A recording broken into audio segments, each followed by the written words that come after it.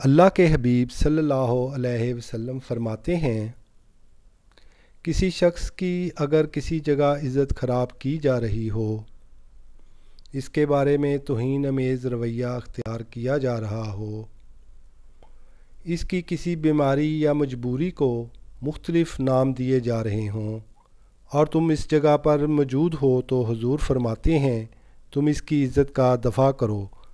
جہاں تمہاری عزت پہ حملہ ہوگا وہاں رب تمہاری عزت کی حفاظت فرمائے گا۔ اب تو بڑا ماڈرن دور ہو گیا ہے، غیبت کرنے کے بھی لوگ نئے نئے طریقے اپناتے ہیں۔ پہلے سامنے والے کو یقین دلاتے ہیں کہ میں تو سچ بولتا ہوں، مجھے تو غیبت کی عادت نہیں ہے، اور بڑی چلاکی سے سامنے والے کو بیوقوف بنا کر اپنے مسلمان بھائی کی غیبت کرتے ہیں۔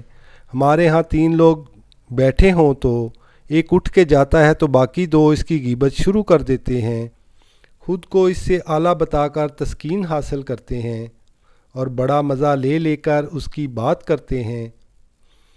اسے یہ پتہ ہی نہیں جب وہ اٹھ کے گیا ہے تو تم 2 بچے ہو، اور اگر تو جاتا تو وہ 2 بچ جاتے، پھر ایسے ہی تیرے بارے میں باتیں کرتے تو کیا تجھے اچھا لگتا؟ رسول اللہ نے فرمایا، مسلمانوں تم جانتے ہو غیبت کس کا نام ہے؟ جب تم پیٹھ پیچھے اپنے مسلمان بھائی کا ذکر برائی کے ساتھ کرتے ہو تو یہ غیبت ہے، اور اگر وہ برائی اس میں نہیں ہے تو یہ تہمت ہے۔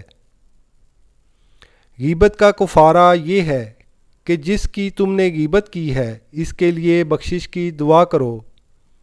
فرمان مصطفیٰ ہے، آگ خشک لکڑیوں کو اتنی تیزی سے نہیں جلاتی جتنی تیزی سے غیبت بندے کی نیکیاں ختم کر دیتی ہے۔ ارشاد ربانی ہے، ہر غیبت کرنے والے اور تانا دینے والے کے لیے ہلاکت ہے۔ حضرت علی نے فرمایا، غیبت کرنا کمزور آدمی کی آخری کوشش ہوتی ہے۔ رسول اللہ نے فرمایا، جب مجھے معراج کے لیے لے جایا گیا تو میں ایسے لوگوں کے پاس سے گزرا جن کے ناخن تانبے کے تھے، جن سے وہ اپنے چہروں کو اور سینوں کو نوچ رہے تھے۔ میں نے پوچھا، یہ کون لوگ ہیں؟ جبرائیل نے کہا، یہ وہ لوگ ہیں جو لوگوں کا گوشت کھاتے تھے، یعنی غیبت کرتے تھے اور ان کی عزت سے کھیلتے تھے۔ ارشاد ربانی ہے، اور تم میں سے کوئی کسی کی غیبت نہ کرے۔ کیا تمہارے اندر کوئی ایسا ہے جو اپنے مرے ہوئے بھائی کا گوشت کھانا پسند کرے گا؟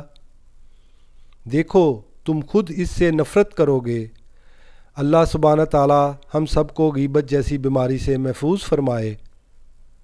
آمین ثم آمین۔